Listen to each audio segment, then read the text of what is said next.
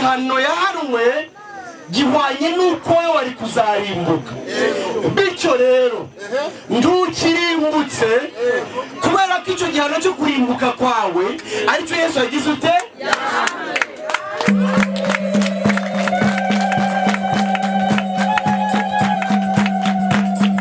Urumva murakijijwe nyine, urumva ntabwo kiba muri Gatolika gusa yamba muri ADP. Yabambwe mu cyimbo cyanjye wagize ntabwo ari ukumura mu ibira njyana muri mwe.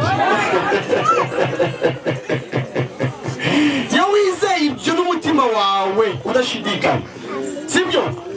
Imana igukuraho urubanza rw'iki? Ukaba mwisi uzi neza kutazarimbuka, ariko ubikesha nde? Wahanuwe mu cyimbo. Icya kabiri ni uko wemera ko kwa gukiranuka Yesu yagize ute? Yakiranutse, yakugusigiye ngo kuzabe ukwawe, kugweshe kujya hehe? Nujya mu ijuru murishe gukiranuka kwande? Kwande? Atari ukwawe ahubwo kwande? Sibyo? Mzee, ni gutyo. Mzee, ugira abana biga? Aragufite? Ugirira minervale? Ugirira minervale? Nko kuri sako cyangwa ahandi hantu? Okay, ngwino dufashe gato ya gusoza, sibyo? Ngwino hano. Ngwino mfashe gato. Ngwino dufatanye. Okay, dufashe wowe. Tubwire urugero rw'umwana wawe yitwa nde umwe? Tubwire izina ry'umwana wawe. Vuga cyane. Yitwa Shami. Okay. Ugiye kwishyura ku minervale, sibyo? Amazina bandika kuri Bordereau n'ayandi. Oya, si wewe kubaza. N'ayandi. N'ayandi wiga. N'ayandi wiga. Ariko si wowe wishyuye nini? Ni papa we. Sibyo? Hanyuma ukamwohereza Bordereau, wishyuriyeho, akajyana ku ishuri. Sibyo? Okay. Iyo wahamagaye abishyuye minervale, Jean aritaba cyangwa ntabwo yitaba? Sira kumwe mu tubwire. Jean aritaba. Sibyo? Iyo bagiye gusohora abatayishyuye baramusohora. We ntabwo bamusohora kuko abayishyuye. Abayishyuye. Sibyo? Amafaranga yishyuye nayo. Nayo umubyeyi we. Nayo umubyeyi we. Ni umubyeyi wamwishyuriye. Ariko wahamagaye abishyuye nawe aritaba. Nawe agira gute? Aritaba. Twabonye umuntu witwa Yesu wazaniye abanyamahanga gukira uko twashyiriye muri Yesaya. Mu yandi magambo Yesu niwe wadukiranukiye. Yatanze mu cyimbo cyacu. Sibyo? Noneho arashaka kuguha gukiranuka kubera ko niwe wenyine ukujya. Akuguwe kubera ko niwe wagukoreye. Sibyo? Akuguwe akiriye ibiri. Aguhe gukiranuka kwe, sibyo?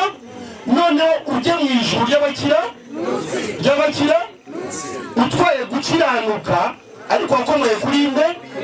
Wakomeye kuri nde? Imana niyo yinjiza abantu we mu ijuru. Tujyane. Nikubona utwaye gukiranuka kwa Yesu izakwemerera winjire cyangwa ntizakwemerera? Izakwemerera winjire. Witwaje gukiranuka kwa nde? Kwa Yesu. Urimo kubyumva? Kwizera rero niki? Ni ukuntu umwana wawe afata Bordereau iriho ko yishyuye ariko atarabigizemo akayitwara ku ishuri, akayishyira umuyobozi w'ikigo, akavuga ngo dore nagize gute? Yizeye ko atari bumusohore, nubwo atari we wishyuye, ari papa we urakumvisha.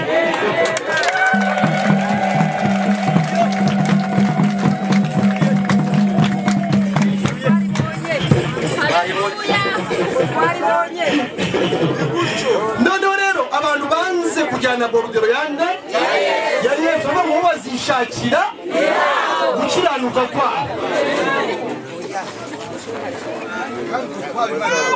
kandi uko Imana yagize ute? Yarakwanze. Nawe uyu munsi wagufata kubera ko n'ubuntu gukiranuka kwande, sibyo? Ukakwitwaza, sibyo?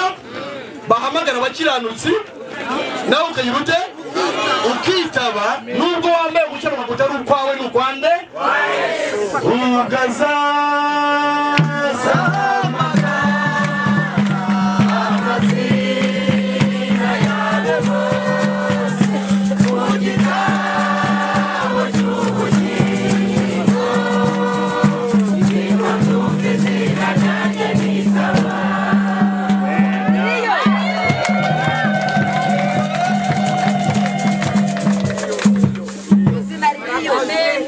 nibahamagara bishyuye Bordereau.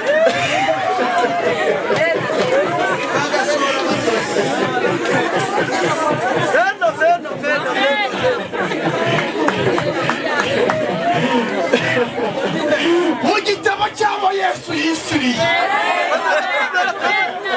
Haleluya. Nzi ko nanjye zumvise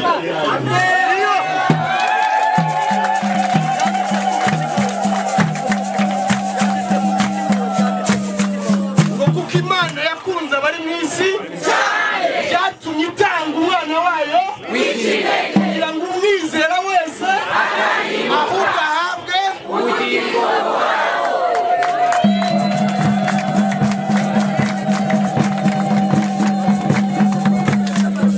Abantu bazarimburwa n'ubwiyemezi, ndibo bibone n'inkozi, ni abantu banze kwakira gukiranuka kwande, bakaba bari gushugurika gukiranuka, Bibiliya yita ubushwambagara bufite ibizinga. bazarimburwa no gusuzugura icyo Imana yabakoreye. Ngabo abazarimburwa.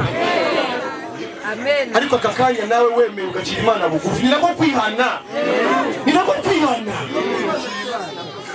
Kwihana ni ukwitakariza icyizere, ni ukwivaho. Yambwiye ko ndi umunya, yambwiye ko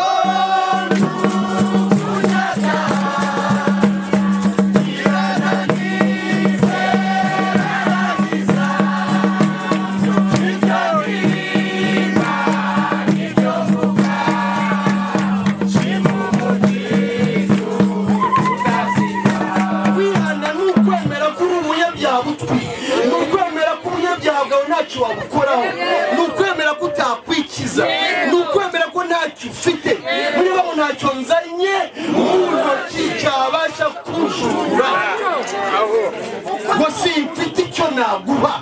Kwihana ni uko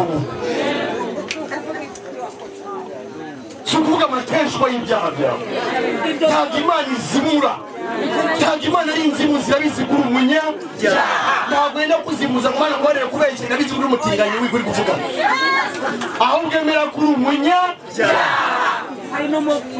Wihane, wihane, urekere aho kwiyemera, ucire Imana bugufi, ubundi wizere Yesu wakiranutse akwandike gukiranuka kwe, ubundi nawe ujye mu ijuru ujyanwe no gukiranuka kwa Yesu Kristo. Ubundi ko umuntu ajya mu ijuru abiheshejwe nande, Yesu agahinduka inzira, agahinduka ukuri n'ubugingo. Ntawajya kwaza atari we, nta korali yakujyana, nta dini yakujyana, nta masengesho yakujyana. Yesu niwe wenyine waguhesha kujya, ibyangombwa by'injira niwe, nta wundi muntu ubifite. Ibyo Amaturo n'ibya 10 ntaho byakujya. Zeru y'amatwi Ni mu muriro.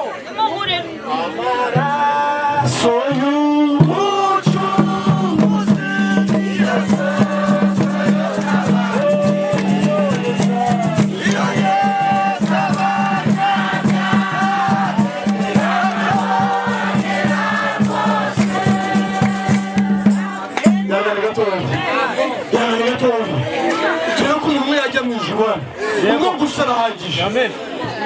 Umugore umwe wari umaze imyaka myinshi 12 ari mugongo, abantu babyiganaga ari benshi, barabyigana n'ubundi aho Yesu yari n'ubundi bamubyiganiraho ariko ntibamukoreho. yaratanze ibyo byose mu bahanjuzi muri ADEPR yarabitanze no muri korali arabitanga icya 10 yaragitanze muri Gatolika yaratanze mu butari ntabwo atagiyemo ashaka uwamukiza ariko byarananiranye yamenye ko Yesu ari aho amenye ko Yesu ari aho nawe uyu munsi wamenye ko Yesu ari hano ariko wimubyiga ahubwo mukoreho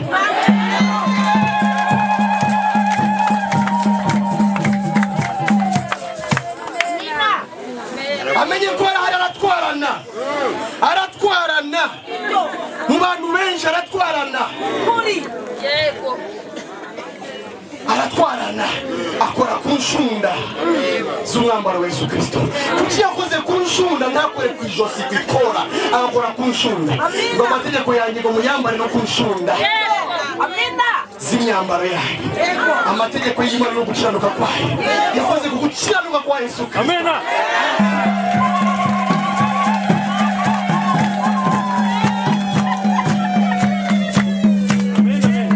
kwizera Yesu kujya mu idini n'ukwakira gukiranuka ukaba mwisi umukiranutsi ku bwazo ukaba mwisi utabarwaho icyaha na kimwe ku bwande Yesu Kristo amina ukaba udatinya urupfu usiko nyiri kujyana uzaba kujyanya heza ukaba umurago w'ijuru ubikesha nde ubikesha Yesu Kristo nihaza kuboneka akanya ariko turashoje uze kubaza ikintu tumvishe mu byo twavuze sibyo twiteguye gusubiza amen biraba mu gihe twiteguye gusubiza umuntu wese tubajije Petero abivuze impamvu z'ibyiringiro twiteguye gusubiza tugasobanurira neza uburyo wajya hejuru sizimbi radio tuvugira ngo n'igihagera y'Urusizi kandi FM hagera murayumva kandi FM bamwe n'abandi barayumva harabayumva kwijana gatanu n'ibice 7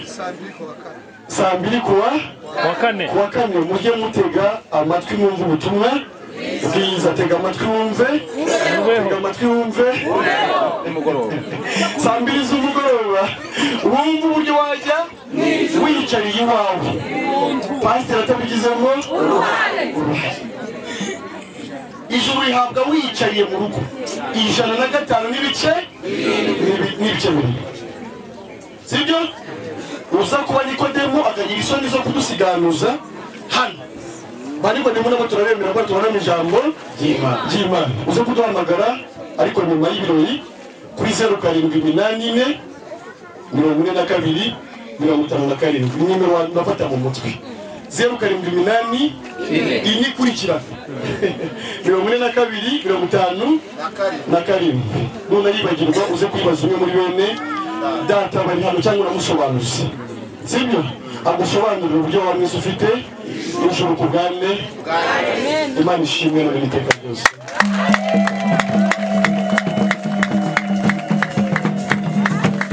bakomotseyo kandi Imana yo yonyine yera sibyo Imana yatwohereje nde Yesu mwisi azana kwakwera nyine ku Imana niko twasoma sibyo aza mwisi ari Imana abari wo ukorera abari we ukorera sibyo kwera kuzuye twe tutabasha kubona urimo kubyumva imyaka 30 yamaze mwisi yari maze akiranukira Imana arabikora neza kurya Imana ishaka Olinde Yesu sibyo iyo umwizeye afata kwa kwera kwe akakukubaraho ukaba umwere ubikesha nde ubikesha Yesu icya kabiri ibyaha byacu gihe yafaga burya nibyo yaziraga ibyaha byawe nibyo Yesu yagize ute yasize urimo kubyumva kandi yabipfiriye byose utari wagira ute utari wanavuka sibyo niba ibyaha byawe byarakuvuyeho bikajya kuri Yesu n'igihano cyabyo akaba ari Yesu ugihanwa ubwo wasigaye uri ikiwowe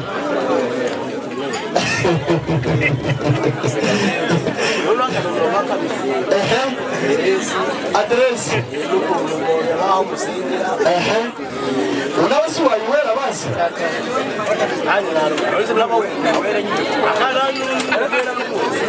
nuwera kuko yababari ibyaha byose Yesu akabyira nuwera ko nababari uyu mwana reka kumuvugira tukubwira uyu mwihore we tubwiye nari isaha twese tubabaye reka twumve akabibambirwa nari isaha turaba okay bikure mu bwinshi sibyo ute ko yatubabaye imyaka reka twumve umushyitsi reka twumve umushyitsi yaduteze amatwi namwe reka tumutege amatwi abaganira mutwihanganira abasuhuzanya turacyari mu iteraniro abasuhuzanya abaganira mudufashe nituvugira rimwe ntabwo bikunda ntabwo turasoza ari kudusobanurira uburyo nawe ari uwera nawe tukamwumva ko ari byiza tubwire noneho nizere ko muratusha yego aha yaratubabaye ibyaha byacu yego ibyaha byanjye yego yemera kwimerera amaraso abamba ku musaraba kubera ngewe yego yamumbe yego none se kukiri mu isi uracyari mu isi sibyo imbere ntabwo uzi uko hameze ugeze imbere se ukaba wasitara kandi ukaba wakora icyaha waba se ukiri kumwerekana ndamutse nkoze icyaha ubwo cyaba ari nacyo kubera ko yambabariye ibyaha ngo cyaba ari nacyo kubera ko yambabariye ibyaha imana ishimwe cyane nta wundi muntu nawe wasobanukiwe cyangwa usobanukiwe adusangize ku buhamya cyangwa se ufite ikibazo ngo cyaba ari nacyo kubera ko yatubabariye ibyaha tubanze tubisozeshe n'umuririmbyi wa 315 dushimira Imana ibyo dukoreye. Imana yakoze neza ibidutangaza abantu bo muri isi batari abantu bo muri isi batari uhimbaze muri Asiya inzira duca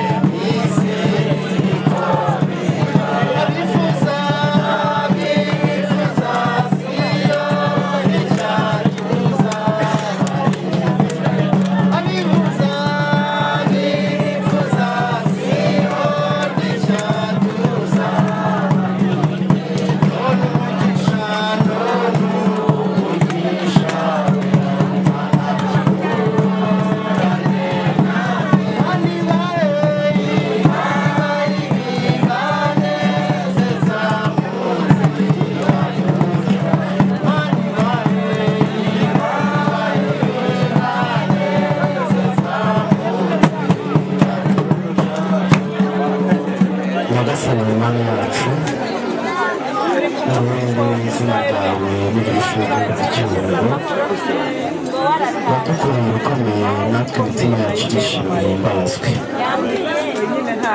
waduhaye iteraniro ryera twifuzaga tugushimiye ijambo ryawe rihavugire ribohora imitima y'abantu aho wageneye agakiza kakaba katashye mu mitima yabo baragushimiye.